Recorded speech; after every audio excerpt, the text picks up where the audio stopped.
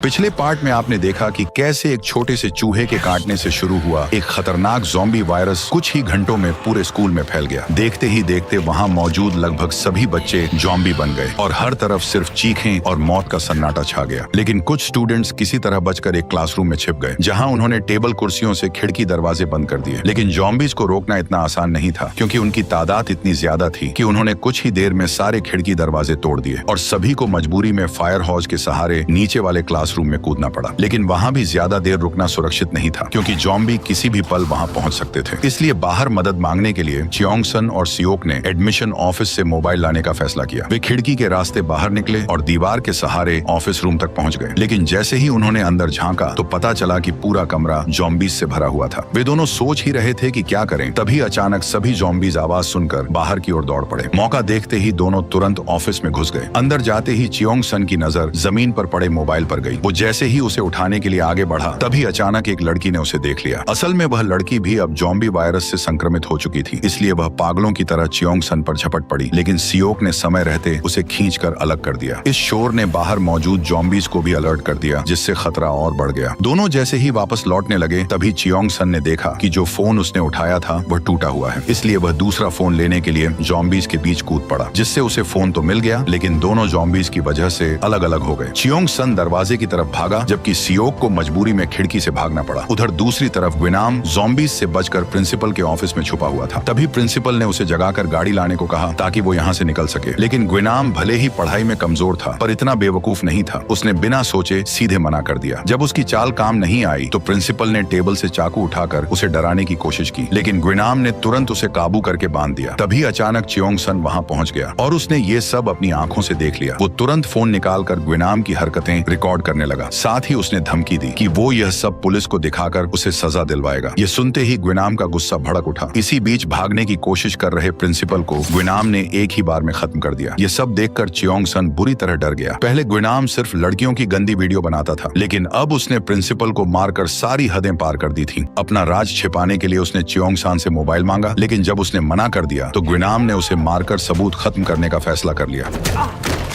चियोंग सन के जमीन पर गिरते ही ग्विनाम ने फोन उठा लिया, लेकिन चियोंग सन पीछे से उस पर टूट पड़ा। उसने झट से फोन छीना और बिना पीछे देखे तुरंत बाहर की तरफ भाग गया। ग्विनाम भी तुरंत उसके पीछे दौड़ पड़ा। रास्ते में कई ज़ॉम्बी सामने आए, लेकिन ग्विनाम एक एक करके सबको मारते हुए आगे बढ़ता रहा। उधर चियोंग सन पूरी ताकत से भाग रहा था। तभी ग्विनाम ने अचानक उसकी पीठ की तरफ चाकू फेंक दिया।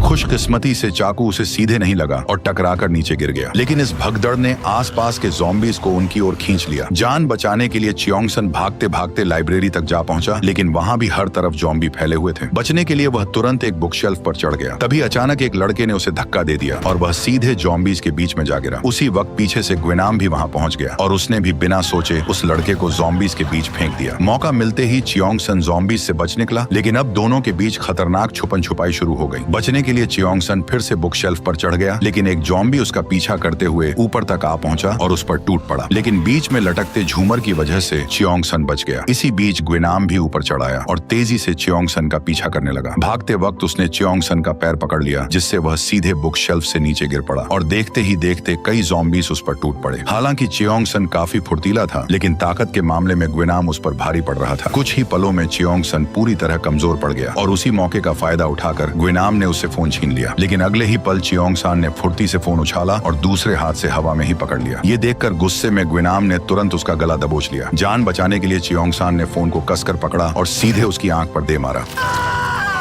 मौका पाकर उसने उसे बुक शेल्फ से नीचे फेंक दिया। जैसे ही वह नीचे गिरा, ज़ॉम्बीज उस पर टूट पड़े और कुछ ही सेकंड में उसे बुरी तरह नोच डाला। फिर भी ग्विनाम की नजरें आखिर तक चियोंग सन पर ही टिकी रहीं, मानो मरते मरते भी उसने बदला लेने की कसम खा ली हो। उसी पल ज़ॉम्बीज का ध्यान दोबारा चियोंग सन की तरफ चला गया, जिससे बुक शेल्फ अब बुरी तरह हिलने लगा। इसलिए वह बिना रुके वहाँ से भाग निकला। जल्द ही वो बाहर के दरवाजे तक पहुँच गया। हालांकि वो अंदर के ज़ॉम्बीज से तो बच गया था, लेकिन बाहर हालात और भी ज्यादा खतरनाक थे, क्योंकि हर तरफ ज़ॉम्बीज ही ज़ॉम्बीज फैले हुए थे और उसके पास पास निकलने का कोई रास्ता नहीं बचा था, इसलिए उसने पास की पाइपलाइन का दरवाजा खोला और ज़ॉम्बीज़ के झपटने से पहले ही उसमें घुस गया। इसके बाद वह तेजी से ऊपर की ओर चढ़ने लगा और जैसे ही उसे लगा कि अब कोई खतरा नहीं है, तब चियोंग सन ने तुरंत अपना फोन निकाला और बाहर मदद के लिए कॉल करने लगा, लेकिन कॉल बार बार डिस्कनेक्ट हो रही थी। दरअसल सरकार ने फेक न्यूज फैलने से रोकने के लिए पूरे संक्रमित इलाके के नेटवर्क सिग्नल ब्लॉक कर दिए थे। बार बार कोशिश करने के बाद भी जब कुछ नहीं हुआ, तब उसके पास आगे बढ़ने के अलावा कोई रास्ता नहीं बचा, इसलिए वह लगातार पाइप के जरिए ऊपर की तरफ चढ़ता रहा और कुछ ही देर में 3rd फ्लोर तक पहुंच गया। वहां उसे एक एग्जिट मिला, लेकिन बाहर का कॉरिडोर भी ज़ॉम्बीज़ से भरा हुआ था, जिससे उसकी उम्मीद फिर से टूटने लगी। उसी वक्त उसे अपनी माँ और ओंजो का ख्याल आया, जिससे उसके अंदर फिर से हिम्मत जाग उठी। उसने जोरदार लात मारकर पाइप का दरवाजा खोला और बाहर निकलते ही ज़ॉम्बीज़ से बचते बचाते किसी तरह म्यूजिक रूम तक पहुंच गया। उधर दूसरी तरफ जब सियोक अकेला वापस लौटा तो सभी लोग चियोंग सन के बारे में जानने के लिए बेचैन हो गए। उन्होंने साइंस लैब से लाया हुआ ड्रोन तैयार किया और तुरंत उसे चियोंग सन को ढूंढने के लिए बाहर भेज दिया। जैसे जैसे ड्रोन एक एक बिल्डिंग में झांकने लगा, तब उन्हें पता चला कि स्कूल में मौजूद लगभग हर बच्चा अब ज़ॉम्बी बन चुका है। इसी बीच ड्रोन अचानक म्यूजिक रूम में जा पहुंचा, जहां आखिरकार उन्हें चियोंग सन सही सलामत दिखाई दिया। इसके बाद उन्होंने ड्रोन की मदद से स्कूल के बाहर का हाल देखा और पाया कि पूरा इलाका ज़ॉम्बीज़ के कब्जे में जा चुका है। फुटेज में लड़की को अपने पापा का ट्रक नजर आया और कैमरा आगे बढ़ते ही उसने देखा कि उसके मम्मी पापा भी अब एक ज़ॉम्बी बन चुके हैं। ये नजारा देखकर वो बुरी तरह टूट गई और एक पल में सबकी उम्मीदें बिखरने लगी। कोई और डरावना मंजर न दिखे, इसलिए उन्होंने ड्रोन बंद कर दिया। इसी बीच ग्विनाम अचानक जाग उठा। तभी अचानक ज़ॉम्बीज़ का एक झुंड उसकी तरफ दौड़ पड़ा, लेकिन हैरानी की बात यह रही कि उन्होंने उसे काटा नहीं, बल्कि अपने जैसा समझकर छोड़ दिया। दरअसल वायरस में आए बदलाव की वजह से ग्विनाम अब इम्यून हो चुका था और वह ज़ॉम्बी होते हुए भी इंसानों की तरह सोच पा रहा था। जैसे ही उसे यह बात समझ आई, तभी उसके अंदर सबसे पहले चियोंग सन से बदले की आग भड़क उठी, क्योंकि उसे एक आंख से अंधा बनाने वाला वही था और अब वो उसे जिंदा छोड़ने वाला नहीं था। इधर बचे हुए लोग समझ गए कि अब बैठे रहने से कुछ नहीं होगा, इसलिए नामरा ने एक प्लान बनाया कि ब्रॉडकास्ट सिस्टम से तेज आवाज करके ज़ॉम्बीज़ को एक तरफ इकट्ठा करेंगे और जैसे ही वे एक जगह इकट्ठे हो जाएंगे, उसी मौके का फायदा उठाकर वे चियोंग सान के पास म्यूजिक रूम में पहुंच जाएंगे। सभी ने इस प्लान पर हामी भर दी और तुरंत ब्रॉडकास्ट सिस्टम के जरिए यह प्लान चियोंग सान तक पहुंचा दिया। लेकिन उन्हें जरा भी अंदाजा नहीं था कि ग्विनाम ये सब सुन चुका था और अब वह सीधे उनकी तरफ बढ़ रहा था। उधर स्कूल में चारों तरफ ब्रॉडकास्ट की आवाज गूंजने लगी और जैसे ही यह आवाज फैली, ज़ॉम्बीज़ हर दिशा से खींचे चले आए। लेकिन जैसे ही वे लोग क्लासरूम से निकलकर कॉरिडोर में पहुंचे, तभी सामने एक बेहद डरावना ज़ॉम्बी दिखाई दिया। उसे देखते ही सभी वहीं रुक गए। उन्हें पता था कि अगर कोई आवाज नहीं करेगा तो ज़ॉम्बी उन्हें देख नहीं पाएगा, इसलिए वे धीरे धीरे आगे बढ़ने लगे। लेकिन ठीक उसी वक्त आवाज सुनते ही ज़ॉम्बी ने सभी को देख लिया। सियोक ने तुरंत सबको दौड़ने का इशारा किया और खुद पीछे रहकर ज़ॉम्बी को रोकने लगा। लेकिन जैसे ही वह बचकर भागने लगा, अचानक ज़ॉम्बी ने उसे पकड़कर सीढ़ियों पर गिरा दिया। सियोक पूरी ताकत से उसे छूटने की कोशिश करने लगा, लेकिन ज़ॉम्बी उसके ऊपर चढ़ चुका था और उसे काटने ही वाला था। तभी अचानक ग्विनाम वहां आ पहुंचा और उसने आकर सियोक को बचा लिया। सियोक जैसे ही खड़ा हुआ, तभी ग्विनाम ने उससे एक ही सवाल पूछा कि चियोंग सन कहाँ छुपा है। लेकिन सियोक को उसकी फूटी आंख देखकर कुछ गड़बड़ महसूस हुई, इसलिए उसने उसे कुछ भी बताने से साफ मना कर दिया। ये सुनकर ग्विनाम का गुस्सा भड़क उठा और दोनों के बीच लड़ाई शुरू हो गई। ग्विनाम अब पहले जैसा इंसान नहीं रहा था। म्यूटेशन ने उसे बेहद ताकतवर बना दिया था। इसी वजह से सियोक के गला पकड़ने के बावजूद भी उसने उसे आसानी से उठाकर नीचे पटक दिया और फिर बेरहमी से पीटना शुरू कर दिया। ठीक उसी वक्त नामरा अचानक लौट आई और पीछे से ग्विनाम को कसकर पकड़ लिया। लेकिन उसी दौरान ग्विनाम ने उसका हाथ काट लिया और उसे दूर फेंक दिया। फिर भी वो हार मानने को तैयार नहीं था। गुस्से में सियोक ने उसे जोर से धक्का दे दिया और ग्विनाम सीधे खिड़की से बाहर जा गिरा।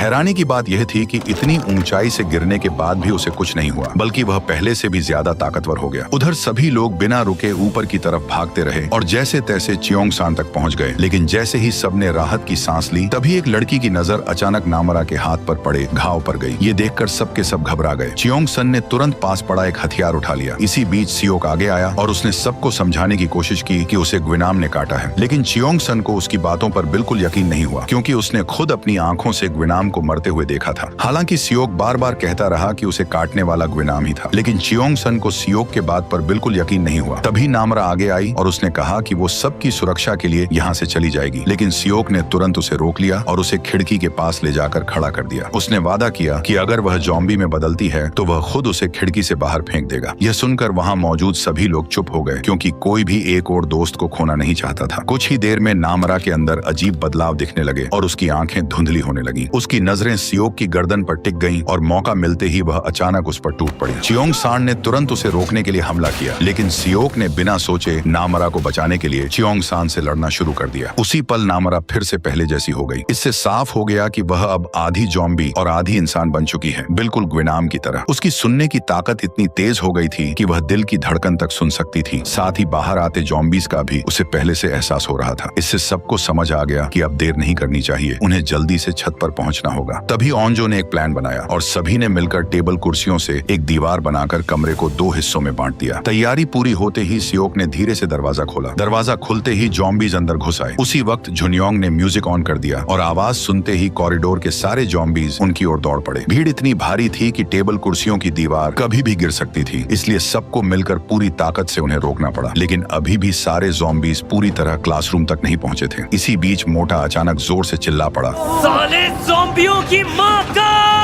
उसकी आवाज पूरे कॉरिडोर में गूंज उठी। उस चीख ने गलियारे में मौजूद सभी ज़ॉम्बीज को खींच लिया और वे पागलों की तरह उसी कमरे की तरफ टूट पड़े। कॉरिडोर खाली होते ही सभी लोग पीछे के दरवाजे से बाहर भाग निकले, लेकिन ज़ॉम्बी जल्दी ही टेबल तोड़ते हुए उनके पीछे लग गए। सब लोग जैसे तैसे छत पर पहुंच गए, लेकिन वहां दरवाजा पहले से ही बंद मिला। वे उसे खोलने के लिए पूरी ताकत से धक्का देने लगे। उसी वक्त छत पर छिपे एक स्टूडेंट ने उनकी आवाज सुन ली, लेकिन उसने मदद करने के बजाय उन्हें नजरअंदाज कर दिया, क्योंकि वो इस स्कूल के हर एक बच्चे से नफरत करता था, क्योंकि वे सब उसे हमेशा बुली करते थे और अब वह चाहता था कि कोई भी जिंदा न बचे। ठीक उसी वक्त रेस्क्यू हेलीकॉप्टर भी वहां आ पहुंचा। वहीं दूसरी तरफ ज़ॉम्बीज उन तक पहुंचने ही वाले थे और भागने का कोई रास्ता नहीं था, इसलिए सबने लड़ने का फैसला कर लिया। चियोंग सन और सियोक सबसे आगे खड़े होकर उन्हें रोकने लगे ताकि दरवाजा खोलने का थोड़ा टाइम मिल सके, लेकिन ज़ॉम्बीज की संख्या इतनी ज्यादा थी कि उन्हें रोक पाना आसान नहीं था। तभी इस हालत में नामरा को एक आइडिया आया। उसने तुरंत पास पड़े वाटरप्रूफ कवर से ज़ॉम्बीज को ढक दिया, जिससे अचानक ज़ॉम्बीज ने हमला करना बंद कर दिया। तभी अचानक गुई नाम एक ज़ॉम्बी को उठाए हुए सामने आ गया। उसे जिंदा देखकर सब के सब बुरी तरह घबरा गए। चियोंग सन ने तुरंत लोहे की रोड से उसके चेहरे पर वार किया, लेकिन इसका उस पर जरा भी असर नहीं हुआ। जैसे ही वह फिर से हमला करने लगा, तभी ग्विनाम ने तुरंत रॉड पकड़कर चियोंग सन को जोर से अपनी ओर खींच लिया। बदला लेने के जुनून में वह चियोंग सान की आंख निकालने की कोशिश करने लगा। तभी अचानक नामरा पीछे से आई और उसने ग्विनाम को हवा में उठाकर एक ही झटके में नीचे फेंक दिया। दूसरी तरफ छत पर फंसे स्टूडेंट को रेस्क्यू टीम ने बचा लिया था। लौटते वक्त स्पेशल फोर्स ने उससे पूछा कि क्या और भी लोग बचे हैं, लेकिन उसने खुद को ही अकेला जिंदा बचा हुआ बताया। नीचे लगी आग की वजह से फायर सिस्टम एक्टिव हो गया और सभी एग्जिट अपने आप खुल गए। दरवाजे के खुलते ही वे सब बाहर भागे, लेकिन तब तक हेलीकॉप्टर वहां से जा चुका था। फिर भी सभी पूरी ताकत से चिल्लाते रहे, लेकिन उनकी आवाज किसी तक नहीं पहुंची। सब बेबस होकर हेलीकॉप्टर को दूर जाते देखते रहे। तभी नामरा को अचानक खतरे का एहसास हुआ। अचानक दरवाजे पर जोरदार टक्कर की आवाज आने लगी और सब डर के मारे चुप हो गए। असल में ग्विनाम फिर से उनका पीछा करते हुए वहां तक पहुंच गया था, लेकिन दरवाजा बाहर से लॉक होने की वजह से वह अंदर नहीं आ सका, जिससे वे लोग एक बार फिर बच गए। खतरा टलने के बाद उन्होंने छत पर SOS के बड़े बड़े निशान बनाए। फिर उन्होंने पुराना तरीका अपनाकर आग जलाने की कोशिश की। अरे भाई आराम से, जरा धीरे कर। इतना धीरे करेगा तो घंटा जलेगी साले। लेकिन आखिर में नामरा ने लाइटर निकालकर काम आसान कर दिया। उधर रात होते ही नायोन, जिसने जानबूझकर चियोंग सान के दोस्त जियोंगसू को ज़ॉम्बी बना दिया था, सच सामने आने के बाद भागकर स्टोर रूम में छिप गई थी। उसे एहसास था कि उसने बहुत बड़ी गलती की है और अब उसे लगा कि सिर्फ उनके लिए खाना ले जाकर ही वह अपनी गलती सुधार सकती है। इसलिए वह बैग भरकर बाहर निकलने लगी, लेकिन तभी अचानक ग्विनाम वहां आ पहुंचा और फिर वही हुआ जिसका सबको पार्ट 1 से इंतजार था। पेट भरकर ग्विनाम पाइप के सहारे ऊपर चढ़ाया। छत पर बैठी ओंजो को जरा भी अंदाजा नहीं था कि खतरा उसके बिल्कुल करीब आ चुका है। जब तक उसे एहसास हुआ, ग्विनाम एक ही छलांग में छत पर पहुंच गया और सीधे ओंजो पर टूट पड़ा। लेकिन सही समय पर चियोंग सान ने उसे देख लिया और उसकी तरफ दौड़ पड़ा, लेकिन ग्विनाम ने उसे आसानी से दबोच लिया और उसकी आंखें निकालने की कोशिश करने लगा। ये देखकर ओंजो ने उसे रोकने की कोशिश की, लेकिन ग्विनाम ने उसे एक झटके में दूर फेंक दिया। तभी सियोक ने आगे बढ़कर एक जोरदार लात मारी और ग्विनाम पीछे जा गिरा। हालांकि यह हमला अचानक था, लेकिन ग्विनाम की ताकत के सामने वो ज्यादा देर टिक नहीं पाया। ग्विनाम ने साफ कहा कि वह सिर्फ चियोंग सन को मारना चाहता है और बाकी सब लोग यहाँ से जा सकते हैं, लेकिन वे सभी चियोंग सन के पक्के दोस्त थे, इसलिए वे सब उसे छोड़ने की बजाय ग्विनाम पर टूट पड़े। उन्होंने पूरी ताकत से उसे रोकने की कोशिश की, लेकिन ग्विनाम अकेला ही सब पर हावी हो गया और एक एक कर सब पीछे हटते चले गए। हालात बिगड़ते देख नामरा फिर से उससे भिड़ गई और दोनों के बीच जोरदार लड़ाई शुरू हो गई। ताकत में दोनों बराबर थे, लेकिन ग्विनाम की फाइटिंग स्किल्स उस पर भारी पड़ रही थी। तभी सियोक मदद के लिए आगे बढ़ा बढ़ा, लेकिन ग्विनाम ने उसे पकड़कर छत के किनारे पर लटका दिया। उसी मौके का फायदा उठाकर नामरा ने पूरी ताकत से ग्विनाम को सीधे नीचे फेंक दिया। सबको लगा कि अब खतरा टल गया है, लेकिन ऊंचाई से गिरने के बाद भी ग्विनाम फिर से उठ खड़ा हुआ। वह किसी ऐसे दुश्मन की तरह था जिसे मार पाना लगभग नामुमकिन था। हालांकि छत पर रहने से वे ज़ॉम्बीज़ से तो सुरक्षित थे, लेकिन बिना खाने के ज्यादा देर तक टिक पाना मुश्किल था। जब किसी को समझ नहीं आ रहा था कि क्या करें, तभी अचानक जोरदार बारिश शुरू हो गई। इस बारिश से चियोंग सन को एक आइडिया आया। उसने कहा कि शोर और बारिश का फायदा उठाकर वे पीछे के रास्ते से स्कूल छोड़कर शहर की तरफ निकल सकते हैं। सबने तुरंत फैसला लिया और बिना देर किए बिल्डिंग से निकलने लगे। कड़कती बिजली की वजह से ज़ॉम्बी अब पहले से काफी सुस्त हो चुके थे। जल्द ही सभी लोग नीचे पहुंच गए, लेकिन तभी सामने एक ज़ॉम्बी आ गया। चियोंग सन उसे देखते ही सुन्न पड़ गया। बाकी लोग बिना देर किए डंडे उठाकर उस पर टूट पड़े। दरअसल वे बस जल्दी से ज़ॉम्बी को खत्म करके वहां से भाग निकलना चाहते थे, लेकिन चियोंग सन यह सब और बर्दाश्त नहीं कर सका। उसने दौड़कर दोनों को अलग किया और डेसू को जमीन पर पटककर पागलों की तरह मुक्के मारने लगा। इस शोर से आसपास के ज़ॉम्बी भी उनकी तरफ खींचे चले आए। उधर चियोंग सन आपा खो बैठा था, इसलिए सियोक ने तुरंत उसे पकड़कर काबू में किया। तभी अचानक चियोंग सन जोर से मोम चिल्ला पड़ा।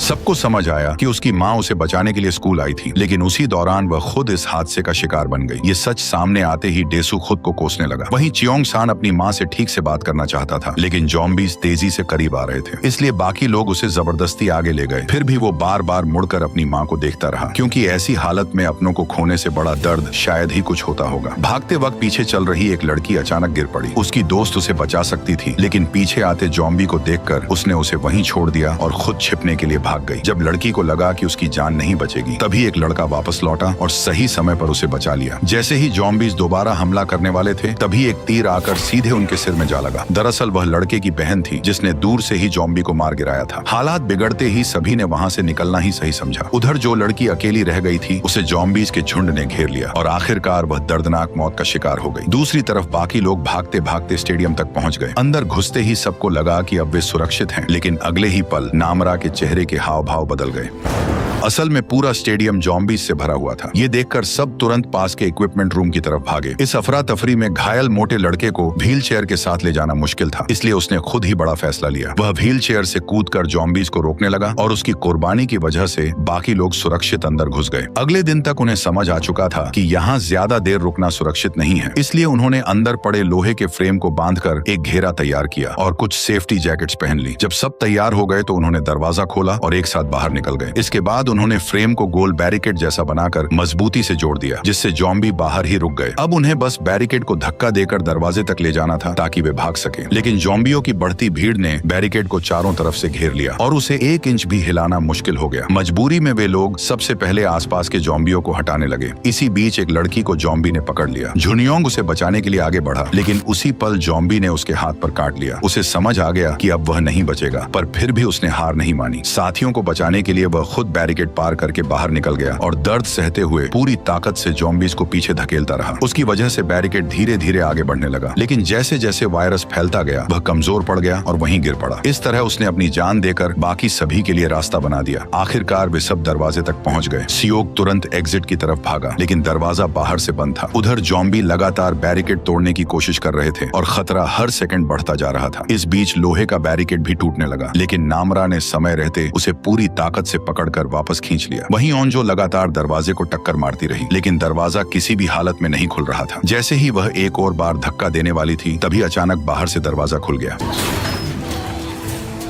सामने अपने पापा को खड़ा देखकर ओंजो हैरान रह गई। बाकी सभी ने मौका देखकर तुरंत बाहर भागकर खुद को बचा लिया और ज़ॉम्बियों को अंदर बंद कर दिया। लेकिन उन लोगों के पास ज्यादा वक्त नहीं था, क्योंकि उन्हें शहर तक पहुंचने के लिए आगे का रास्ता पार करना था। लेकिन इससे पहले कि वे कुछ और सोच पाते, तभी अचानक चारों ओर से ज़ॉम्बीज़ उनकी तरफ दौड़ पड़े। सबने तुरंत तेजी दिखाई और किसी तरह भागकर टेनिस कोर्ट के अंदर जाकर छिप गए। लेकिन उनकी परेशानी यहीं खत्म नहीं हुई, क्योंकि दूसरे एग्जिट पर भी ज़ॉम्बियों की बड़ी भीड़ मौजूद थी। अब वे पूरी तरह फंस चुके थे। कुछ ही देर में गेट टूट गया और ज़ॉम्बी अंदर घुसने लगे। ज़ॉम्बीज़ की बढ़ती भीड़ देखकर ओंजो के पापा सिग्नल फ्लेयर जलाकर उनका ध्यान भटकाने लगे। इसी मौके का फायदा उठाकर बाकी लोग वहां से बाहर निकल गए, लेकिन ओंजो के पापा ने खुद को अंदर ही लॉक कर लिया। दरअसल उन्हें पहले ही काट लिया गया था, फिर भी अपनी बेटी को बचाने के लिए वे हिम्मत से डटे रहे। ज़ॉम्बीज़ तेजी से उनकी तरफ बढ़ रहे थे, लेकिन ओंजो वहां से जाने को बिल्कुल तैयार नहीं थी। आखिर में सियोक को उसे जबरदस्ती खींचकर वहां से ले जाना पड़ा। जल्द ही सब जान बचाने के लिए एक बिल्डिंग के अंदर घुस गए, लेकिन तभी नामरा अचानक रुक गई। उसे आगे किसी बड़े खतरे का एहसास हुआ। दरअसल ये पूरी बिल्डिंग जॉम्बीज से भरी हुई थी। पता चलते ही सब लोग तुरंत ऊपर की तरफ भागे और जॉम्बीज भी उनके पीछे लग गए। ऊपर पहुंचकर उन्हें समझ आया कि अब कहीं छिपने की जगह नहीं है। तभी नामरा ने एक छोटी सी जगह ढूंढ ली। सब तुरंत वहां पहुंचे और बालकनी में जाकर छिप गए और बचने का मौका तलाशने लगे। लेकिन हालात पूरी तरह बिगड़ चुके थे। जॉम्बी वायरस पूरे कोरिया में फैल चुका था। चारों तरफ सिर्फ जॉम्बीज ही जॉम्बीज थे और बचने का कोई रास्ता नहीं था। इसीलिए सेना ने हालात को कंट्रोल करने के लिए बड़ी संख्या में ड्रोन भेजे और शहर के अलग अलग हिस्सों में तेज आवाजें फैलानी शुरू कर दी। उनका मकसद था जॉम्बियों को एक जगह इकट्ठा करके विस्फोट कर उन्हें वहीं खत्म कर देना। लेकिन बदकिस्मती से जिस जगह चियोंग सन के दोस्त मौजूद थे वही एक बड़ा ब्लास्ट होने वाला था। इसी बीच ग्विनाम, जो अब तक मरा नहीं था, वह भी वहां आ पहुंचा। चियोंग सन ने तुरंत बैट से उस पर हमला किया, लेकिन वार खाली चला गया और ग्विनाम ने उसे आसानी से नीचे पटक दिया। सियोक ने भी हमला करने की कोशिश की, लेकिन ग्विनाम के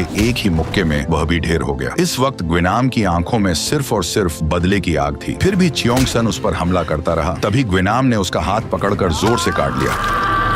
इतना करने के बाद भी वो नहीं रुका और बेरहमी से उसने चियोंग सन की गर्दन पकड़ ली। तभी अचानक तेज कान फाड़ देने वाली आवाज गूंज उठी। दरअसल सेना के ड्रोन वहां पहुंच चुके थे। इस तेज साउंड से इंसानी जॉम्बी तड़पने लगते थे, जिससे ग्विनाम भी पूरी तरह बेकाबू हो गया। इसी मौके का फायदा उठाकर चियोंग सन ने उसे धक्का देकर नीचे फेंक दिया। हालांकि कुछ देर के लिए सब बच गए, लेकिन चियोंग सान को पहले ही काट लिया गया था और उसे पता था कि अब वह ज्यादा देर साथ नहीं रह पाएगा। तभी ओंजो उसके पास आई और चियोंग सान समझ गया कि यही सही मौका है अपने दिल की बात कहने का। उसने अपना नेम टैग उतारा और ओंजो के हाथ में रख दिया और आखिरकार उसने कह दिया कि वह उसे कितना ज्यादा प्यार करता है। उसकी बातें सुनकर बाकी दोस्तों की भी आंखें भर आईं और सबकी हालत रोने जैसी हो गई।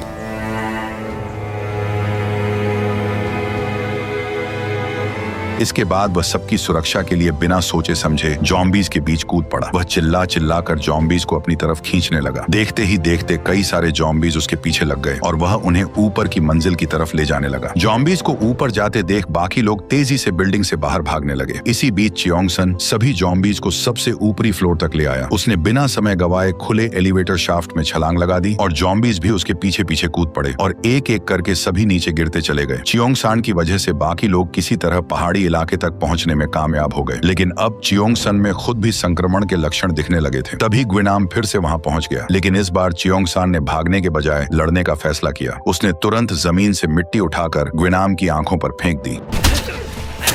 लेकिन ग्विनाम इतना ताकतवर था कि चियोंग सान का कोई भी तरीका ज्यादा देर काम नहीं आया। पूरी ताकत लगाने के बाद भी चियोंग सन उसके सामने टिक नहीं सका और ग्विनाम ने उसे जमीन पर पटक दिया और बेरहमी से उसकी एक आंख निकाल ली। पूरी इमारत उसकी चीखों से गूंज उठी और ग्विनाम ने आखिरकार अपना बदला ले लिया। लेकिन वो यही नहीं रुका, बल्कि वह बेरहमी से चियोंग सान को लगातार पीटता रहा। इसी बीच सेना ने जॉम्बीज से भरे इलाके पर बमबारी का आदेश दे दिया। कुछ ही पलों में मिसाइलें स्कूल ग्राउंड पर जा गिरी। पूरा इलाका जोरदार धमाकों से हिल उठा। इसी तेज विस्फोट के बीच चियोंग सान ने ग्विनाम को ढाल की तरह इस्तेमाल किया और लिफ्ट शाफ्ट में कूद पड़ा। धमाके के बाद जो लोग बच गए थे वे किसी तरह पीछे के जंगल से होते हुए शहर तक पहुंच गए, लेकिन पूरा शहर अजीब सी खामोशी में डूबा हुआ था। तभी नामरा अचानक रुक गई। उसे महसूस हो गया कि खतरा अभी टला नहीं है। तभी दूर से जॉम्बीज तेजी से उनकी ओर आते दिखाई दिए। सब लोग घबरा गए और तेजी से भागने लगे, लेकिन मोटे की टांग पहले से घायल थी, इसलिए वह भाग नहीं सका और जमीन पर गिर पड़ा। जॉम्बीज बहुत करीब आ चुके थे, इसलिए सबने भागने के बजाय हथियार उठाकर उनका सामना करने का फैसला किया। सबकी एकजुट कोशिश से जॉम्बीज को कोई मौका नहीं मिला। जब जीत करीब लग रही थी तभी अचानक एक जॉम्बी ने लड़की पर हमला कर दिया, लेकिन उसके भाई ने बीच में आकर उसे बचा लिया। लेकिन तब तक जॉम्बी उसकी गर्दन को काट चुका था। इससे पहले कि लड़की कुछ कर पाती तभी उसके भाई में बदलाव शुरू हो गए और वह जॉम्बी बनकर अपनी बहन पर ही हमला करने लगा। तभी नामरा ने पीछे से पकड़कर उसे शांति से खत्म कर दिया। यह सब देखकर लड़की बुरी तरह टूट गई। तभी नामरा को फिर से खतरे का एहसास हुआ और सभी को एक बार फिर भागना पड़ा। लेकिन नामरा के अंदर फैला वायरस लगातार बढ़ रहा था और इंसानी मांस की भूख भी बढ़ती जा रही थी। किसी को नुकसान न पहुंचे इसलिए वह चुपचाप सबसे दूर चली गई। लेकिन सियोक को जल्दी ही पता चल गया कि नामरा गायब है, इसलिए वह ओंजो के साथ उसे ढूंढने वापस लौट गया। जब दोनों ने नामरा को फिर से देखा तो वह एक जॉम्बी को खा रही थी। दरअसल इस वक्त नामरा पूरी तरह वायरस के असर में आ चुकी थी और खुद पर उसका कोई कंट्रोल नहीं था, इसलिए अचानक उसने ओंजो पर हमला कर दिया। सियोक तुरंत उसकी मदद के लिए आगे बढ़ा, लेकिन क्योंकि वह उससे प्यार करता था इसलिए वो उसे नुकसान नहीं पहुंचा पाया। उसी पल नामरा को अचानक अचानक होश आ गया और उसने ओंजो को काटा नहीं। उसे समझ आ चुका था कि अब वह अपने दोस्तों के लिए खतरा बन चुकी है, इसलिए उसने उन सब से दूर रहना ही बेहतर समझा। कुछ समय बाद सभी लोग जैसे तैसे ज़ॉम्बीज से बचकर सुरक्षित क्वारंटीन जोन में पहुंच गए और आखिरकार हालात कंट्रोल में आ गए। ज़ॉम्बी वायरस भी धीरे धीरे काबू में आने लगा और दुनिया फिर से नॉर्मल होने की दिशा में बढ़ने लगी। लेकिन इस पूरी जर्नी में सबने बहुत कुछ खो दिया। लेकिन जिस इंसान के खोने का मुझे पर्सनली सबसे ज्यादा दुख हुआ वो था मेरा सबसे फेवरेट कैरेक्टर चियोंग सन। वैसे अभी मेकर्स की तरफ से कुछ पक्का नहीं है कि वह जिंदा है या मारा जा चुका है, पर छोड़ो, मुझे बस तुम्हारा बताओ, तुम्हें क्या लगता है चियोंग सन जिंदा है?